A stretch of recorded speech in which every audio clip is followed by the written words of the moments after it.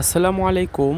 ঈদের ছুটিতে আজকে এসেছি পাবনা জেলার ঐতিহ্যবাহী থানা বেড়া থানার অন্তর্গত একটি জায়গা যেটার নাম পোর্ট বেড়া পোর্ট নামে পরিচিত।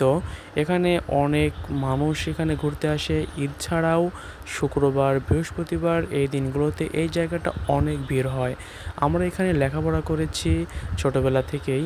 এখানে আমরা সব সময় বিকাল হলেই ঘুরতে আসতাম, বসে থাকতাম। অনেক সুন্দর একটা জায়গা, হাওয়া বাতাস ভালো লাগে। সবাই ঘুরতো, বেড়াতো, এখানে একটু ভালো সময় কাটাতো। কারণ এই জায়গাটাতে অনেক সময় মানুষজন পিকনিকে আসে এবং কি অনেক অনেক মানুষ ঘুরতে আসে।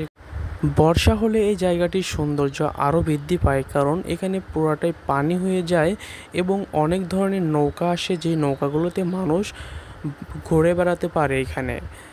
তো যারা ভিডিওটি দেখছেন ভালো লাগলে লাইক করবেন, কমেন্ট করবেন, শেয়ার করবেন এবং যারা পাবনায় আসবেন, পাবনা জেলায় অন্তর্গত থানা বেড়া থানার মধ্যে যদি কেউ আসেন তাহলে অবশ্যই এই জায়গাটিতে আসবেন। বিকাল হলে ঘুরে যাবেন, ফুচকা খেয়ে যাবেন, আরও অনেক ধরনের খাবার আছে সেগুলো খেয়ে যাবেন। ধন্যবাদ সবাইকে।